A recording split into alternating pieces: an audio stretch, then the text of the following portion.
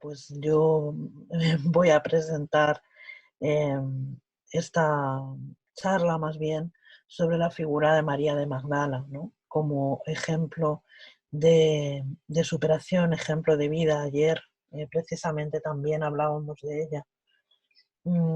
Cuando intentábamos em, explicar un poco la vida de Pedro, ¿no? Y yo os decía que bueno, otra de las figuras para mí más interesantes del Evangelio es sin duda la de María de Magdala, por todo lo que significa como mujer y como espíritu, ¿no? Entonces, hace tiempo ya que quise dedicarle un pequeño estudio que no tiene más que pretensión que la de hacerle un pequeñito homenaje recordatorio y darla un poquito más a conocer, dar un poco más a conocer de su persona. Bueno, por ir situándonos, vamos a ir a la Galilea del siglo I y vamos a encontrar allí en las orillas del mar de la Galilea la ciudad de Magdala. Eh, La ciudad de Magdala es una ciudad que en aquella época eh, fue sin duda una de las ciudades más importantes, ¿no? Había varias, Jericó también, por supuesto Jerusalén, pero Magdala era una de ellas precisamente por la ubicación privilegiada que tenía en el mapa, ¿no? En el mapa de aquella eh, Galilea del siglo I. Las excavaciones de la ciudad, las excavaciones actuales de la ciudad de hace 2000 años, nos cuentan que fue una ciudad muy rica, una ciudad de comerciantes, una ciudad eh, de paso para el comercio, y esto se ve claramente en sus ruinas, ¿no? En la riqueza de las ruinas que se han encontrado en la actualidad. Esto lo que nos anuncia fundamentalmente, o lo que de alguna manera puede indicarnos, es que, y porque así también lo apoyan algunos estudiosos, es que María de Magdala posiblemente, muy posiblemente, era una mujer rica y poderosa dentro de lo que era la época. Lo cierto es que ha habido muchas malas interpretaciones en este sentido y es importante reivindicar esta figura por lo que representa, ¿no?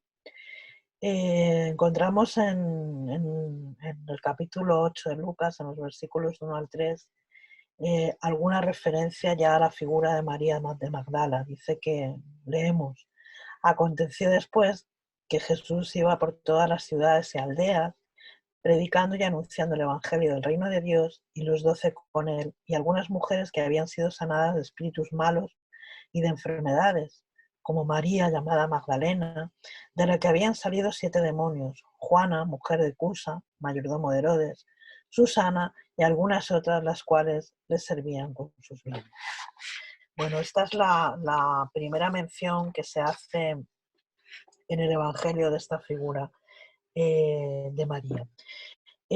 Los estudios actuales, como digo, nos indican que muy probablemente María fue una mujer rica, adinerada y muy poderosa, Magdala.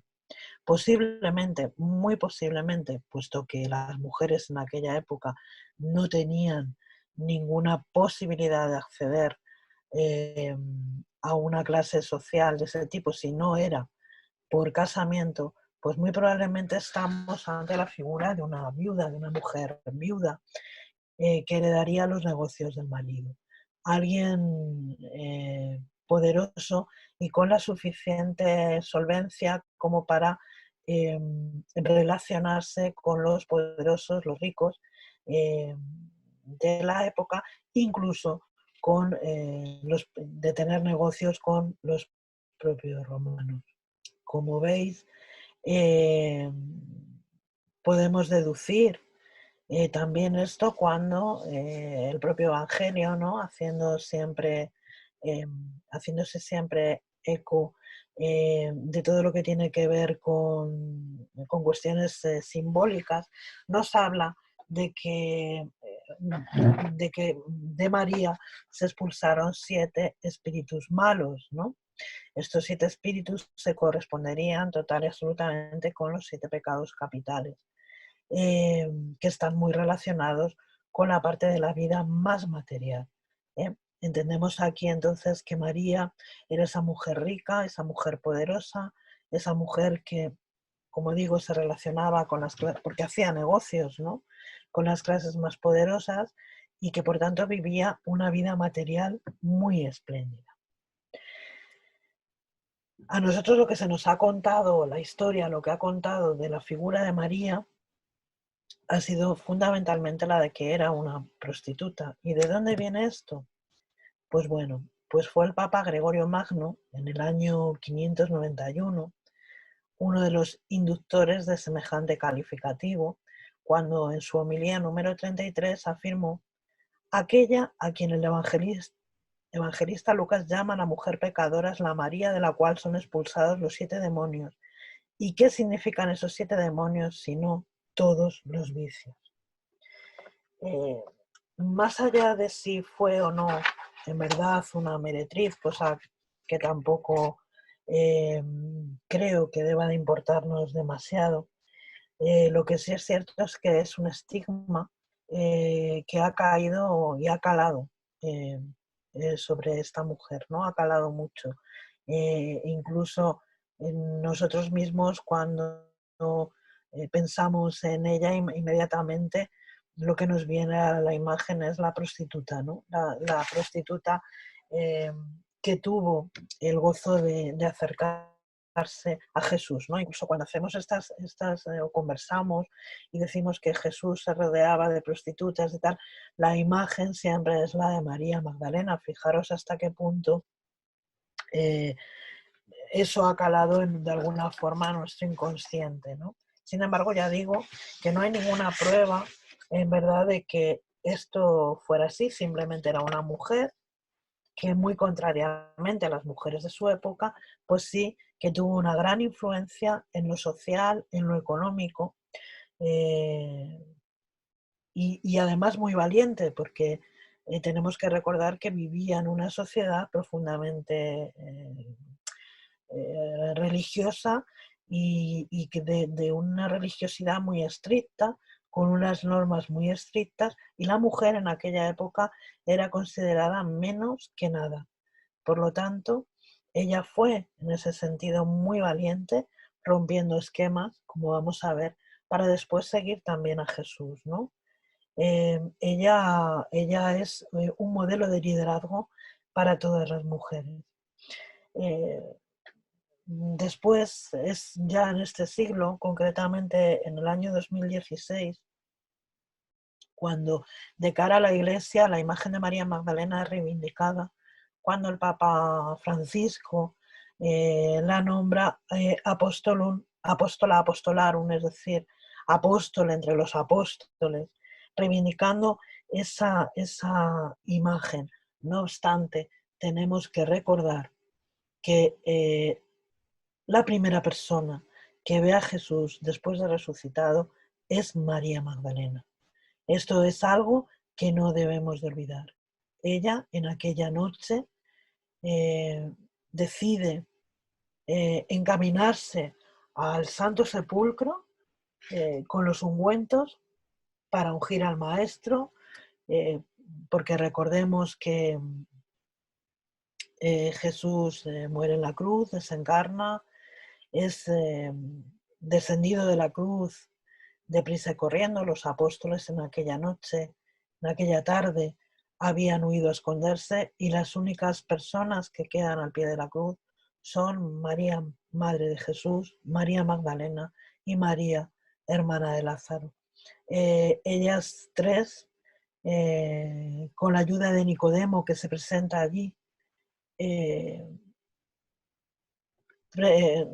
presiden el desprendimiento, consiguen envolver a Jesús en la sábana y encaminarse rápidamente al Santo Sepulcro. No les da tiempo a ungirle, no les da tiempo a embalsamarle, porque va a caer el sol y va a llegar el Sabbat, y corrían el peligro de ser descubiertos, ¿no? Cometiendo un acto en aquella época pecaminoso absoluto, ¿no? Que era el trabajo del sábado. No se podía ni siquiera embalsamar a los muertos. Lo dejan en el Santo Sepulcro, corren a esconderse todos ellos al cenáculo, y pasan los días. Están absolutamente asustados, están absolutamente temerosos. Pedro estuvo unas horas desaparecido. En fin, llegan momentos de tribulación y de mucha dificultad. Pero María, en aquellas horas, toma esa decisión de, al amanecer del tercer día, irse, encaminarse hacia el Santo Sepulcro ella sola, llevando, como digo, los aceites, los ungüentos, para embalsamar, y asear, lavar el cadáver de Jesús. Cuando ella llega, recordando el pasaje evangélico, cuando ella llega al Santo Sepulcro, encuentra que la piedra que cubría la puerta pues ha sido movida. Entra en el sepulcro y lo que se encuentra allí son nada más que las telas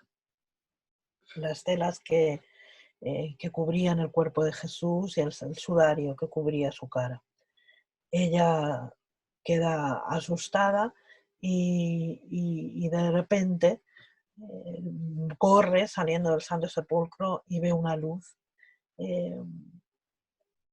¿Qué le dice María? María, porque huyes, ¿no? María se asusta, pero no reconoce aquella voz que la habla. En un principio no puede reconocer a Jesús en un momento, ¿no? Jesús la calma, la dice, soy yo, Jesús de Nazaret. Ella intenta tocarle, ese sublime momento también en que María, envuelta en una emoción indescriptible, intenta abrazarle, intenta tocarle. Jesús le dice, no me toques porque aún no he bajado al Padre. En verdad, la valentía de María de Magdala era muy grande, porque tenemos que recordar que ella fue la única de los apóstoles que creyó firmemente en la resurrección de Jesús desde el primer momento. María no vaciló, no tuvo ninguna duda, al contrario que todos los apóstoles, sobre la resurrección de Jesús. Ella quizá no podía entender bien qué significaba, cuál era el significado más profundo de las manifestaciones que Jesús en vida hacía sobre ese momento, pero sin embargo estaba absolutamente penetrada de esa verdad que el Maestro les había declarado. Por eso no tuvo miedo de encaminarse al sepulcro, de enfrentarse a los guardias que corrían aterrorizados, ¿no?, ante aquella situación. Y recordamos también cuando vuelve, ¿no? Cuando vuelve al cenáculo, ella corre por aquellas calles de Jerusalén sinuosas, estrechas, llenas de gente, se dirige al cenáculo, entra en el cenáculo y les dice a los apóstoles que Jesús ha resucitado, y que no solamente ha resucitado, sino que ella le ha visto. ¿Y cuál es la respuesta de los apóstoles ante aquella mujer? Pues poco más o menos que el desprecio, poco más o menos que el desprecio, ¿no? Estás loca. ¿Qué nos estás diciendo? Es imposible. Incluso se debaten sobre si el cadáver habrá sido robado. Empiezan a tener miedo pensando que les van a acusar de haber robado el cadáver. María en ese momento se mantiene imperturbable. Jesús ha resucitado y ella lo ha visto. Y no solamente lo ha visto, ha hablado con él. ¿Qué significa María Magdalena en el espiritismo? Veréis, hay un... bueno, esto también os lo quería comentar. Hemos hablado del Papa Gregorio Magno, ¿no?, como el único posible responsable de la creencia de que María fuera una prostituta, ¿no? pero según la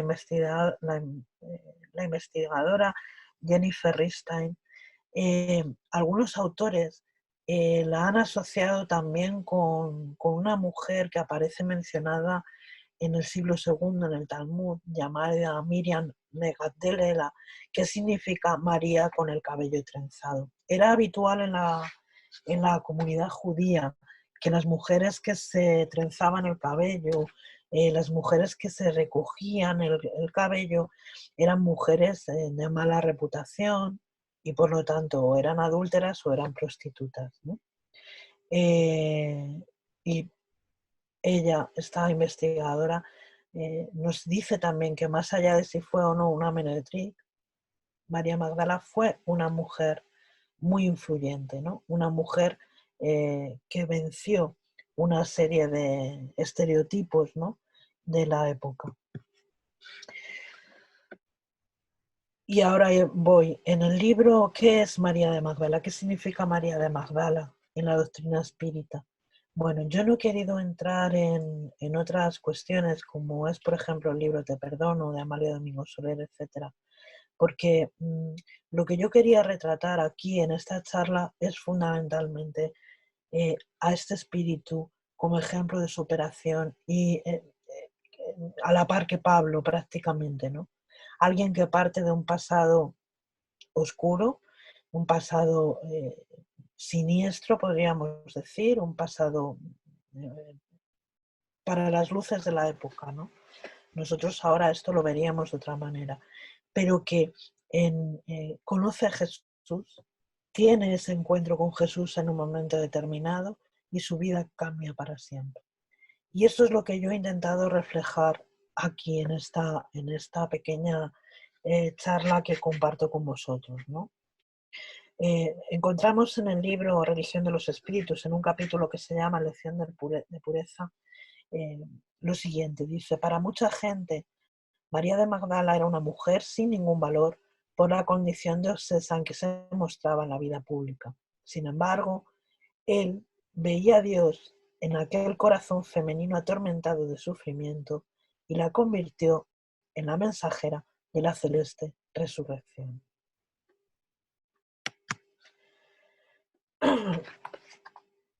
María de Magdala, en el libro Buena Nueva, tiene un capítulo dedicado. El libro Buena Nueva es una psicografía de Francisco Cándido Xavier, también por el espíritu Humberto de Campos, hermano X. Un libro lleno de pasajes interesantísimos, de conversaciones interesantísimas de Jesús con los apóstoles, recogidas en la intimidad del grupo, ¿no? Es un libro muy interesante. Y nos presenta de esta manera un poco a María de Magdala, ¿no? Dice que ella había escuchado las prédicas del Evangelio del Reino, no lejos de la principesca villa en donde vivía, entregada a los placeres en compañía de patricios romanos, tomándose de profunda admiración por el Mesías. ¿Qué nuevo amor era aquel predicado a simples pescadores por labios tan divinos? Bueno, evidentemente las noticias sobre el rabí se extendían por toda la Galilea. Todo el mundo hablaba de ese hombre que recorría las aldeas, los caminos prácticamente descalzo, con una túnica y que iba predicando, iba hablando del amor en unos términos que hasta entonces nadie había tenido la posibilidad de escuchar. Nadie había oído palabras tan sublimes, enseñanzas que se dirigían directamente al espíritu. Entonces, además, él era alguien que hacía milagros, resucitaba a los muertos, curaba a los leprosos, consolaba a las viudas. ¿Qué estaba sucediendo? ¿Quién era este hombre? No tenemos duda de que María, enfrascada en esa vida material de la que disfrutaba, pues seguramente de muchas fiestas, pues para agasajar a los comerciantes, para agasajar a los romanos, a los patricios, incluso a los poderosos sacerdotes del templo, pues estaba acostumbrada también a escuchar, por otro lado, las noticias, los reportes, ¿no?, que le llegaban a través de las personas que trabajaban para ella, ¿no?, en el servicio de la casa. Esas gentes humildes que comentaban en las cocinas, eh, pues alrededor muchas veces del fuego, en las horas, en los momentos de intimidad y de descanso, hablaban, ¿no?, de este hombre que era un gurú, no, era el Mesías. Cada uno tenía y lanzaba seguramente una teoría totalmente diferente, ¿no?, sobre quién sería un brujo, ¿no? Actuaría en nombre del diablo. ¿Quién sería este Jesús de Nazaret? Y sobre todo, qué era ese amor que él predicaba. Y nos dice el libro que hasta entonces ella había caminado sobre las rosas rojas del deseo, embriagándose con el vino de alegrías condenables.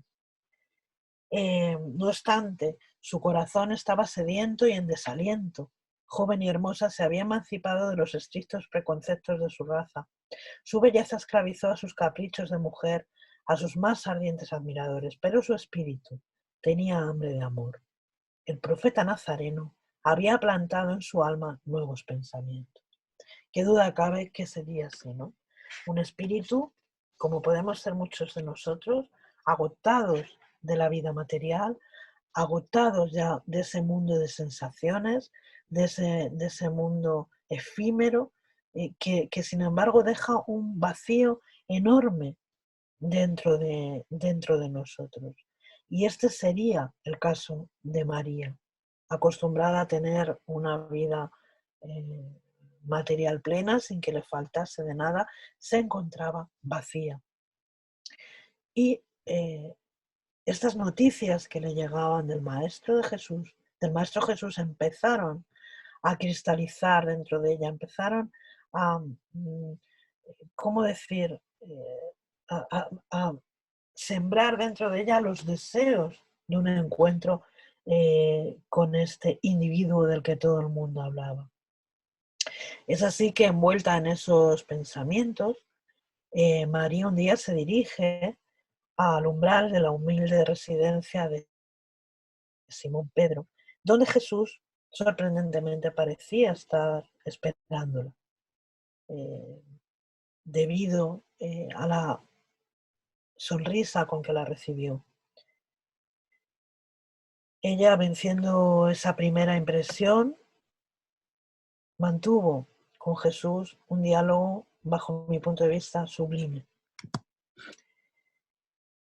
Después de los primeros saludos de frente al maestro, que la miraba con esa sonrisa, que parecía estar esperándola, que la reconocía y que no dudó en invitarla a pasar, se inicia, como digo, este momento, ¿no?, sublime y tan importante en la vida de María.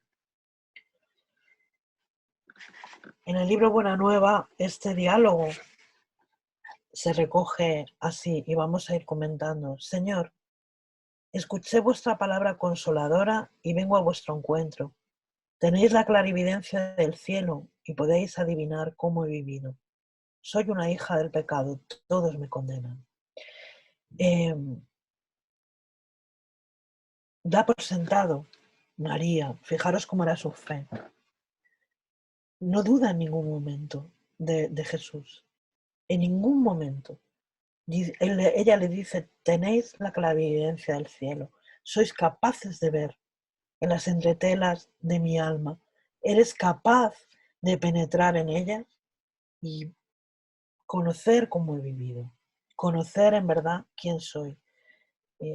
Soy hija del pecado por vivir en ese materialismo y todos me condenan. Soy rechazada por todos, primero por pertenecer, lógicamente, a una clase social, por relacionarme con gentiles, con romanos, todos me condenan. Entre tanto, maestro, observar cómo tengo sed de verdadero amor. Mi existencia, como todos los placeres, ha sido estéril y amarga. María vive atormentada por esta sensación.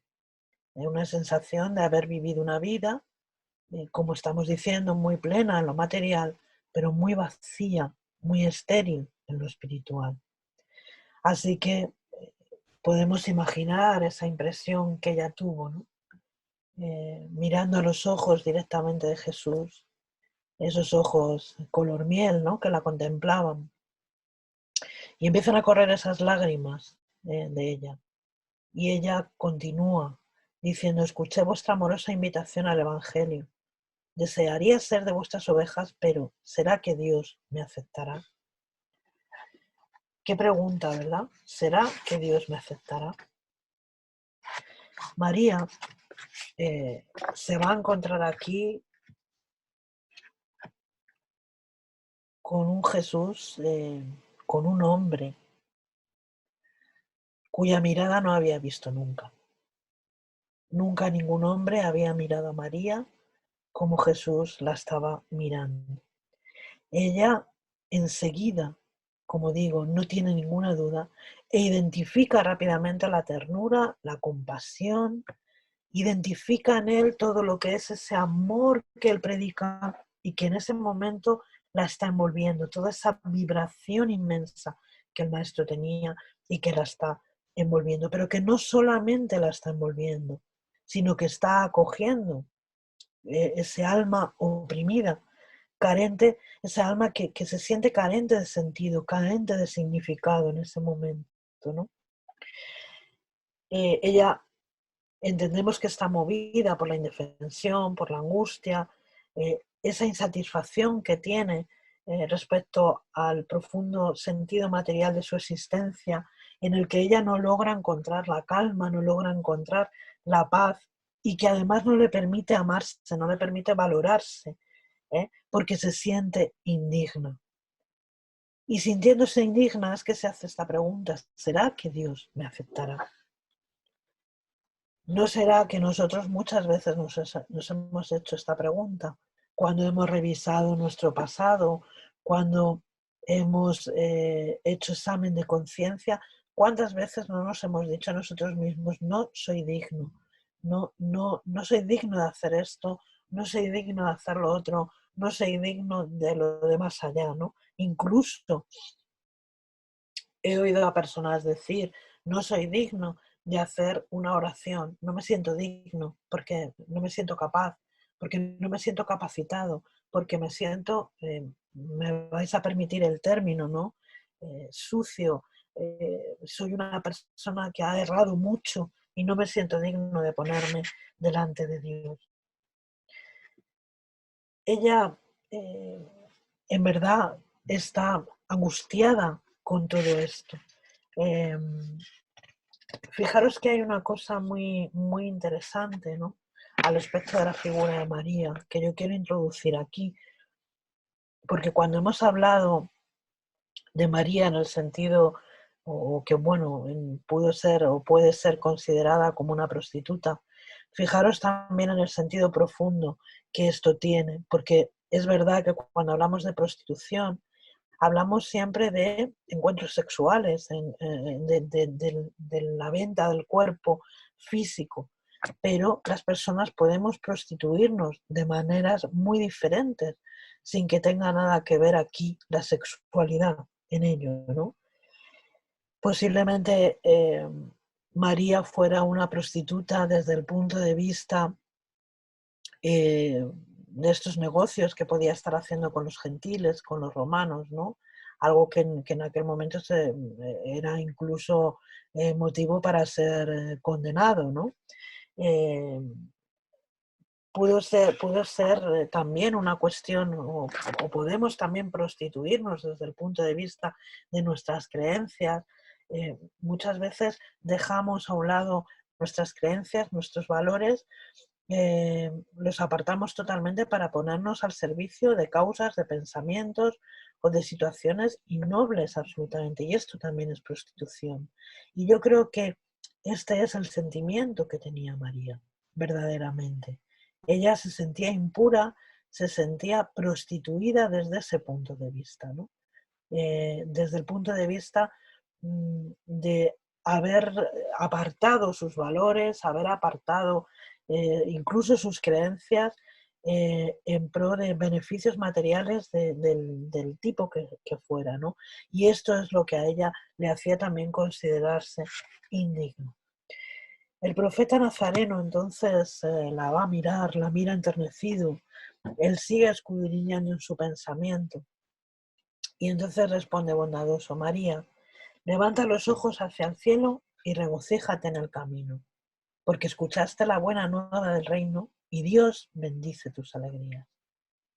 ¿Acaso podrías pensar que alguien en el mundo estuviese condenado al pecado eterno? ¿Dónde está entonces el amor de nuestro Padre? ¿No has visto nunca a la primavera ofrecernos flores sobre una casa en ruinas? Las ruinas son las criaturas humanas, pero las flores son las esperanzas en Dios, sobre todo las falencias y desventuras propias del hombre, las bendiciones paternales que de Dios bajan y llaman. Hoy sientes ese nuevo sol que te ilumina el destino. Camina ahora, bajo su luz, porque el amor cubre la multitud de pecados. Aquí, en este punto, se produce uno de los momentos terapéuticos de este diálogo que mantiene con Jesús. Porque Jesús la está mirando a los ojos, le está devolviendo la dignidad que ella no tenía. Fundamentalmente porque profundizando en su alma, en su espíritu,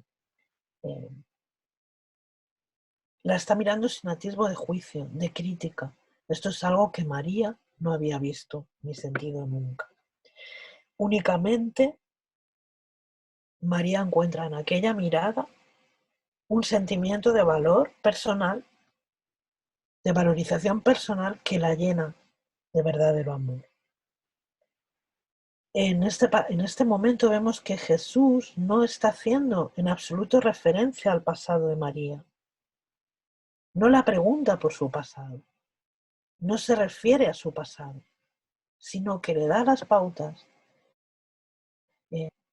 para la superación, para que abandone ese pasado y se rehaga sobre sus propias ruinas. Hablándole de las flores, ¿no? Que son las esperanzas en Dios. Dice, las ruinas son las criaturas humanas, pero las flores son las esperanzas en Dios. Rehazte, María, de tu ruina moral, con esa esperanza en Dios. Hoy has tenido la oportunidad de sentir en ti este sol que te va a iluminar el destino. Y camina ahora bajo su luz, porque el amor cubre la multitud de pecados. Aquí se produce un momento maravilloso. Ella en su íntimo desea que esto surja, suceda y poder encontrar el camino para ello. La pecadora de Magdala escucha al maestro. La pecadora de Magdala escucha entonces al maestro bebiendo sus palabras. Ningún hombre le había hablado así a su incomprendida alma. Los más irreflexivos pervertían sus buenas inclinaciones. Los aparentemente virtuosos la despreciaban sin piedad. Enterrada en pensamientos confortadores y escuchando las referencias de Jesús al amor, María acentuó levemente: no obstante, Señor, he amado y tengo sed de amor. Aquí María está denunciando la falta de amor, la carencia afectiva, que es también una realidad universal con la que lidiamos y nos encontramos todos los días. Muchas personas están huérfanas de Dios, se sienten huérfanas de Dios, y es por eso que intentamos llenar ese vacío con las experiencias materiales. Nos volcamos en las sensaciones físicas, ¿no? Que en realidad lo que van a hacer es anestesiar nuestro espíritu. Exigimos la afectividad del otro, la afectividad del prójimo. Ponemos nuestra dignidad muchas veces en manos del otro. Esto es una realidad también muy interesante de ver y de reflexionar. Nuestra dignidad es nuestra, Nosotros somos dignos por el simple hecho, y no menos importante, de que somos hijos de Dios. Solamente por eso ya somos dignos, independientemente de nuestras vidas, de nuestras conductas, de nuestros errores o de nuestros aciertos. Pero esto María, en este momento, hasta este momento, no lo había comprendido, no lo había asimilado de esta forma. A su vez, al estar estos espíritus, cualquiera de nosotros exentos y huérfanos de Dios,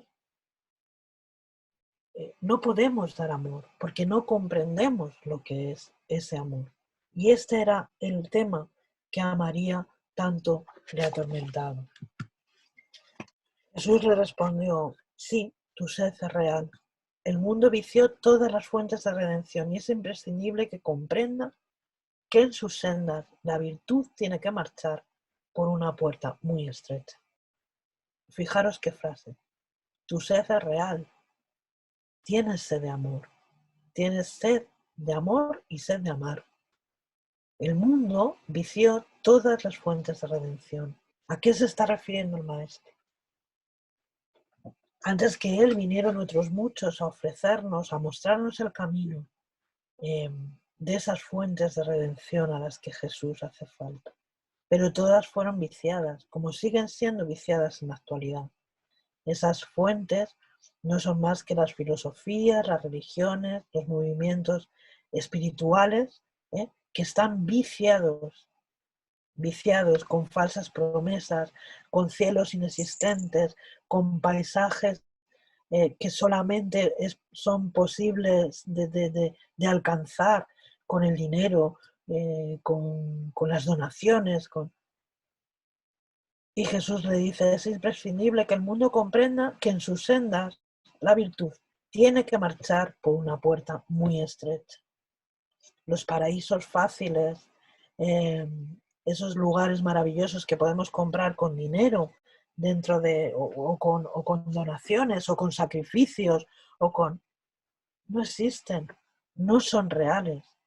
Es a través del paso por esa puerta estrecha, que no necesariamente está relacionada, y esto también tenemos que entenderlo, con el sufrimiento físico, sino con las dificultades que tenemos que pasar. Es solamente la puerta estrecha la que nos abre las puertas de esa redención. Y dice Jesús: generalmente un hombre desea ser bueno como los otros o honesto como los demás, olvidando que el camino donde todos pasan es de fácil acceso y de marcha sin edificaciones. Aquí hace también una llamada muy clara al discernimiento, al discernimiento. Un hombre desea ser bueno como los otros o honesto como los demás, olvidando que el camino donde todos pasan es de fácil acceso.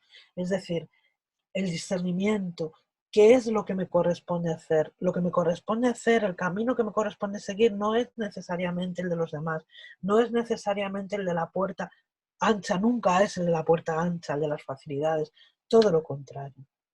La virtud en el mundo, dice Jesús, fue transformada en la puerta ancha de la conveniencia propia. Hay los que aman lo que les pertenece en el círculo personal, los que son sinceros con sus amigos, los que defienden sus familiares, los que adoran a los dioses del favor. Sin embargo, quien verdaderamente ama, conoce la suprema renuncia a todos los miedos del mundo y vive feliz en su camino de trabajos para la difícil entrada a las luces de la redención. El amor sincero no exige satisfacciones pasajeras que se extinguen en el mundo con la primera ilusión, sino que trabaja siempre, sin amargura y sin ambición, con los júbilos del sacrificio. Solo el amor que renuncia sabe caminar para la vida suprema. María lo escuchaba absolutamente embebida. Ella estaba ansiosa, nos dice Buena Nueva, por comprender completamente aquellas enseñanzas. Y es así que interroga con atención. Solo el amor por el sacrificio podrá saciar la sed del corazón. Aquí estamos ante otro de los momentos terapéuticos de este encuentro. Jesús les pone aquí que no hay posibilidad de realización sin renuncia de uno mismo. La renuncia significa renunciar a uno mismo. ¿Y qué es renunciar a uno mismo? Apartar el egoísmo, las conveniencias, discernir muy bien todas estas cuestiones para poder ofrecerse de verdad. El camino que conduce a la verdadera felicidad es, como hemos dicho, el que nos ofrece la puerta estrecha. Esto no significa en absoluto, y es importante tenerlo en cuenta, desmerecerse, desvalorizarse, todo lo contrario. Es un camino que tiene que proporcionarnos todas las oportunidades para el reencuentro con nosotros mismos, ¿sí? De manera que podamos corregir rumbos y adquirir experiencias valiosas. Y continúa el diálogo porque él le da una pauta impresionante. Solamente el sacrificio contiene el divino misterio de la vida. Vivir bien es saber inmolarse. Vivir bien es saber inmolarse. Es renunciar a uno mismo. Es sacrificarse por el prójimo. Incluso por uno mismo en ocasiones. Por el bien de uno mismo. No estamos exentos de eso. Y continúa diciendo, ¿acaso crees que el mundo mantiene su equilibrio propio solamente con los caprichos antagónicos y a veces criminales de los que se elevan a la galería de los triunfadores? Toda luz humana viene del corazón experimentado y blando de los que fueron sacrificados. Un guerrero cubierto de laureles levanta gritos de victoria sobre los cadáveres que yacen en el suelo. Muy importante, en esta tarea de redención no podemos dejar a un lado a aquellos que se constituyen como, ¿cómo decirlo? Aquellos que nos elevan para que podamos alcanzar esa victoria. No podemos hacerlo solos. En el camino de la redención tenemos que trabajar de manos unidas, de manos juntas, ayudándonos los unos a los otros. Y lo dice muy bien, un guerrero cubierto de laureles, aquel que ha vencido, levanta gritos de victoria sobre los cadáveres que yacen en el suelo, sobre aquellos que también se han sacrificado en el mismo sentido. No podemos hacerlo solo, necesitamos hacerlo tomando de las manos a los demás. El primero hace la experiencia para un día, los segundos construyen el camino definitivo en la eternidad. En tu condición de mujer, ¿ya pensaste lo que sería el mundo sin las madres exterminadas en el silencio y en el sacrificio? Las madres, las mujeres, la figura de la mujer que renuncia a sí misma para que otros brillen, ¿no? No son ellas las cultivadoras del jardín de la vida donde los hombres entran en batalla. Muchas veces el campo florido se cubre de barro y sangre. Entre tanto, en su tarea silenciosa, los corazones maternales no se desesperan ni reedifican el jardín de la vida, imitando la providencia divina que extiende sobre un cementerio los lirios perfumados de su alma. En este momento, María de Magdala, que está escuchando esas advertencias, comienza a llorar, a sentir también ese dolor por no haber sido madre, ¿no? El desierto de una mujer sin hijos, ¿no? Es otra de las cosas que ella, ese dolor que ella tiene, ¿no? Es cierto que en aquel momento histórico, eh, como he dicho antes, el valor de la mujer era nada. Fijaros si era así, que no había nada más terrible que quedarse viuda, porque eh, viuda sin hijos me refiero, porque si no tenías posibles, pues estabas abocada a la mendicidad o a la prostitución para poder vivir. O si tenías hijas, porque las hijas eran entregadas al marido, eh, y esto también constituía un problema desde el punto de vista de la cultura de aquella época. Si tenías hijos, no, porque normalmente el hijo y la esposa se iban a vivir a casa de la madre, como sucede actualmente en muchas culturas. Pero si tenías hijas, las hijas eran entregadas al esposo y la mujer quedaba en una situación muy comprometida, ¿no? La madre en este caso quedaba en una situación muy, muy, muy comprometida. Entonces el maestro, ¿no?, pues la trae hacia sí y le dice cuál de las madres será mayor a los ojos de Dios, la que se devotó solamente a los hijos de su carne o la que se consagró por el Espíritu a los hijos de otras madres. En aquel momento María despierta para una realidad que nunca había visto. Se siente en ese momento amparada por una energía totalmente diferente, porque esa palabra de Jesús en ese momento está hablando a su espíritu, está honrando a su espíritu de mujer, a su espíritu de madre. ¿Qué está sucediendo? Que Jesús la está invitando a ser madre de sus hermanos de humanidad.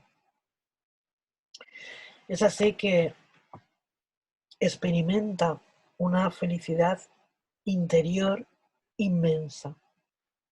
Ella se siente en ese momento absolutamente feliz y contempla al Mesías con los ojos llenos de lágrimas, y en esa inmensa alegría murmura conmovida: Señor, de aquí en adelante renunciaré a todos los placeres transitorios del mundo para adquirir este amor celestial que me estás entregando, que me estás enseñando.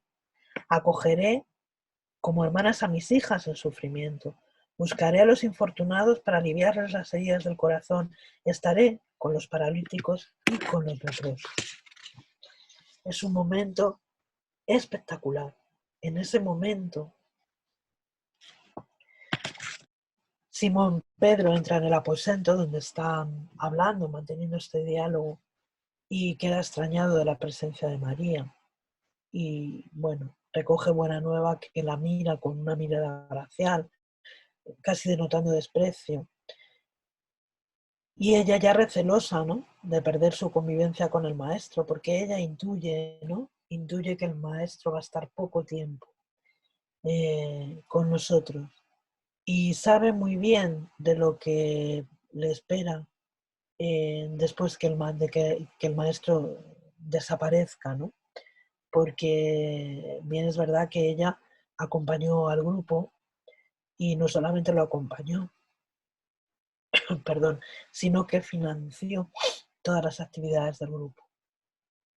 María financió, dedicó su fortuna a financiar todas las actividades del grupo durante el tiempo de la vida de Jesús. Y ella sabe, ella en este momento ya ha comprendido que Jesús va a estar por poco tiempo y tiene miedo de lo que vaya a sobrevenir después. Y ella le pregunta: Señor, ¿cómo quedaremos cuando partas de este mundo? Jesús comprendió el motivo y el alcance de su palabra y esclareció: ciertamente que he de partir, pero estaremos reunidos eternamente en espíritu. En cuanto al futuro, con sus perspectivas infinitas, es necesario que cada uno tome su cruz en busca de la puerta estrecha de la redención, colocando encima de todo la fidelidad a Dios y, en segundo lugar, la perfecta confianza en sí mismo. Observando que María, aún oprimida por esa mirada extraña que había notado en Pedro, se prepara para regresar. Y el maestro la sonríe con bondad y la dice: anda, María, sacrifícate y ama siempre. Largo es el camino, difícil la jornada, estrecha la puerta, pero la fe remueve los obstáculos. Nada temas, es solo necesario creer. Magnífica enseñanza. Sacrifícate y ama siempre. Largo es el camino, difícil la jornada, estrecha la puerta, pero la fe remueve los obstáculos. Nada temas, solo es necesario creer. ¿Cuánta falta nos hacen estas palabras, verdad? Qué actuales se hacen en los momentos en los que estamos viviendo, en los momentos por los que estamos atravesando. María sale totalmente transformada de ese encuentro, deseando dar nuevo rumbo a su vida y un nuevo uso a sus energías sagradas. En aquel momento ella ha recuperado el autoamor en rumbo para ese proceso de transformación que, como hablábamos de Pablo ayer, ella también tiene que hacer. Tiene ahora que integrar todo su pasado, tiene que integrarlo para que como comentábamos ayer, ese espíritu es hombre viejo que ya ha cumplido su tiempo, deje paso al hombre nuevo. Ella va a tomar esas experiencias pasadas como punto de partida a través del sacrificio en el que ella se va a comprometer de amor al prójimo, de amar incondicionalmente a las criaturas y su compromiso de devolverles la dignidad como con ella había pasado. Ya no volvería a ser nunca más María, esa mujer de vida supuestamente liviana, sino que renovada, con fuerzas nuevas, confiada en sí misma y consciente de todos los potenciales que ella ya tiene como espíritu inmortal y eterno, va a entregarse plenamente a la divina providencia, va a entregarse plenamente confiada, con fe, a lo que esa divina providencia tenga destinado para ella, ¿no? Y ella va a dedicarse, entonces va a poner todo su empeño, va a poner toda su voluntad a trabajar a disposición de ese amor verdadero. ¿Cuántos de nosotros no hemos tenido esos u otros sentimientos? ¿Cuántos de nosotros no nos hemos visto así? ¿Cuántas personas no vemos alrededor nuestra absolutamente hundidos, como he dicho antes, por estos sentimientos de indignidad que los dejan vacíos, que los devoran prácticamente por completo? ¿Cuántas veces nos vemos personas vacías totalmente de contenidos? Y cuántos no observamos a otras personas, ¿no?, que son portadoras de disturbios que causan rechazo social, que causan discriminación, que causan soledad. Todos nosotros, en definitiva, somos dignos y Jesús nos acoge con infinito amor. No importa lo que hicimos, no importa lo que fuimos, Él nos libera de esas críticas destructivas que la sociedad, que el momento, que pueda hacer de nosotros, ¿no? Veréis, el sentimiento de desvalorización personal es un sentimiento crónico y muy dañino, muy destructivo, porque nos conduce a la ausencia de la autoestima, a la ausencia del amor por uno mismo, que nos aprisiona, que nos limita y que nos debilita. Y esto nos convierte también en marionetas de los otros, en marionetas de las sombras, de los espíritus menos felices, ¿no? Jesús nos enseña que este camino de superación, en este camino de superación debemos atender a varias cuestiones. La autoaceptación, en primer lugar, que es el acogimiento en nosotros de esas fragilidades, de las luces y de las sombras que todos tenemos dentro, absolutamente todos tenemos dentro. El perdón, ¿cuánto hablamos del perdón? El perdón verdadero, ese proceso que tenemos que hacer de perdonar las ofensas al otro, la recuperación de la autoestima, del autoamor, que pasa por el reconocimiento de esos potenciales, de esos talentos que todos tenemos dentro y de la necesidad de reconocerlos y, por supuesto, de ponerlos a producir, ¿no? Tenemos que conquistar la alegría de vivir, que es tan necesaria en este camino, y valorizar las oportunidades de servicio que tenemos desde nuestra propia realidad. No hace falta que atendamos a realidades inalcanzables, imposibles, desde nuestra propia realidad.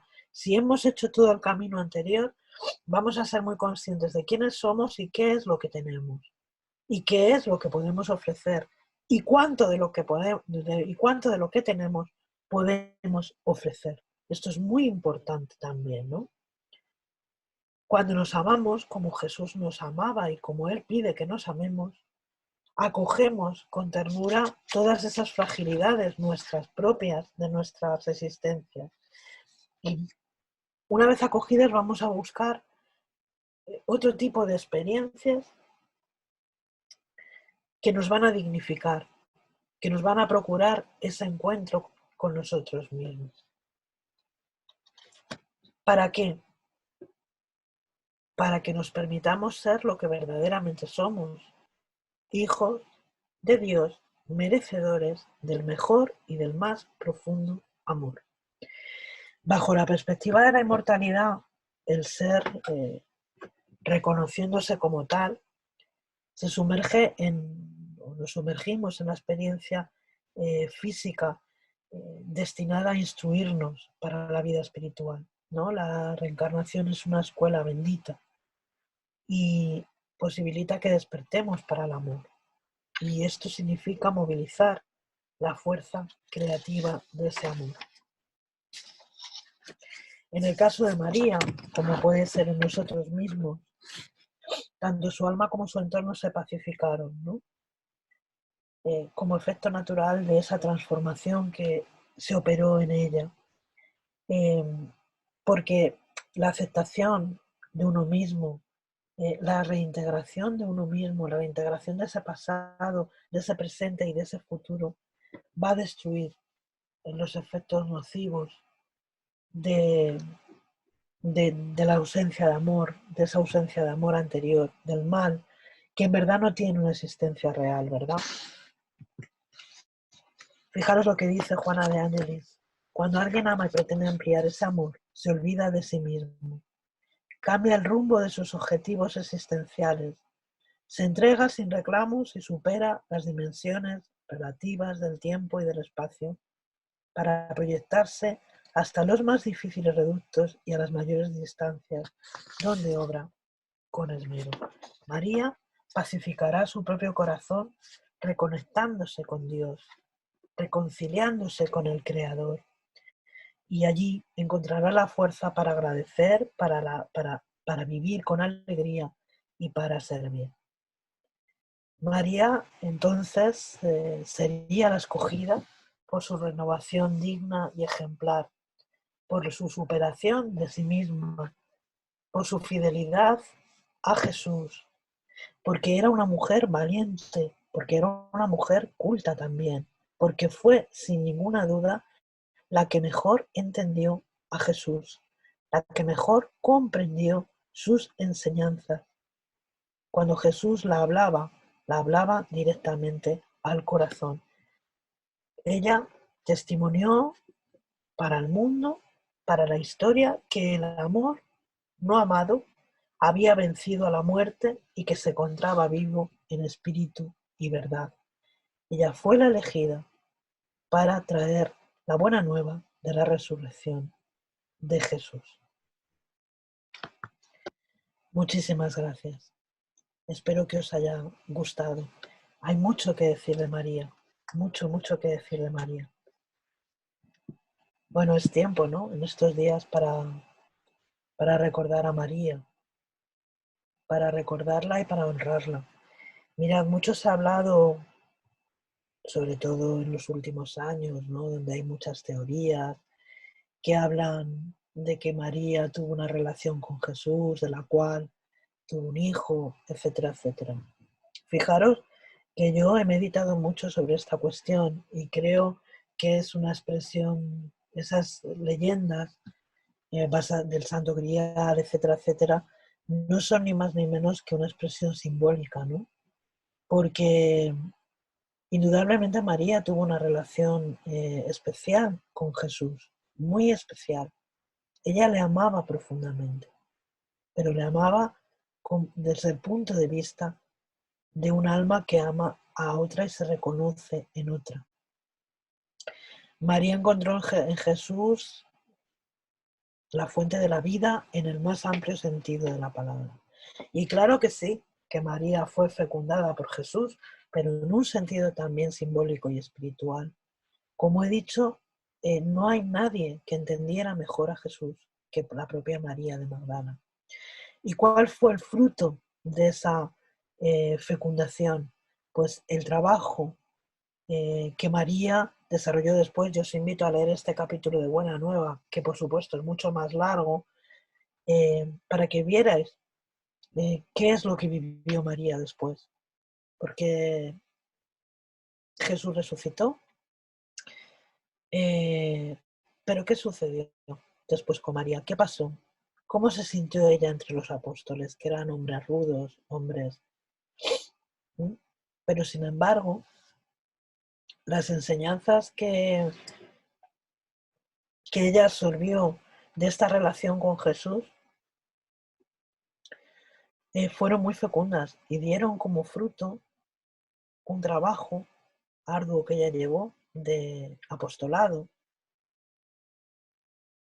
y que se la reconozca, que hoy podamos reconocerla como ese ser afortunado que tuvo la ocasión, la fortuna de encontrarse con Jesús resucitado. Jesús la eligió a ella, no eligió a ningún otro apóstol, no eligió a ninguno de los hombres, incluso a aquellos que se decía que eran los apóstoles o el apóstol más amado.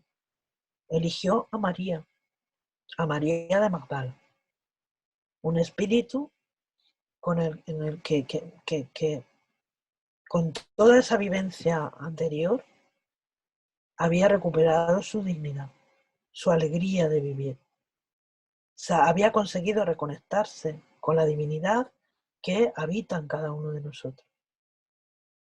Es magnífico esto, es algo impresionante, algo impresionante.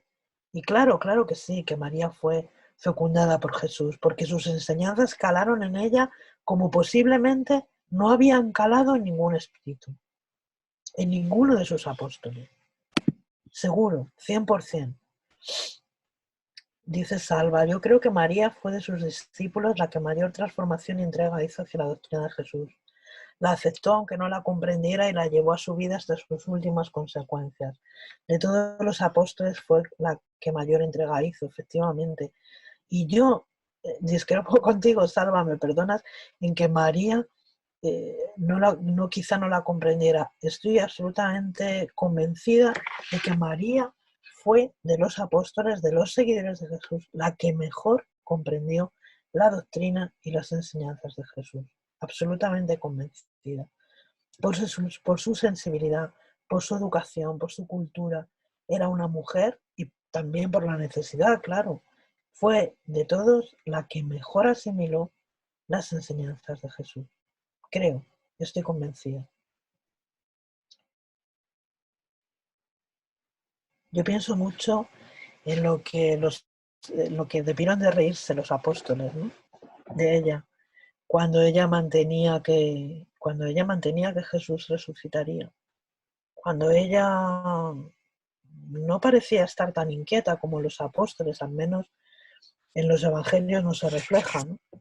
La inquietud que el resto de los apóstoles tuvieron después de aquella noche, ¿no? Aquella tarde en que Jesús fue ajusticiado, ¿no? Ella se mantuvo firme, se mantuvo mm, absolutamente eh, convencida de que ese hecho se daría y que Jesús resucitaría, claro que sí. Y sin embargo los apóstoles, cuando ella vuelve al cenáculo, no la creyeron. Es impresionante.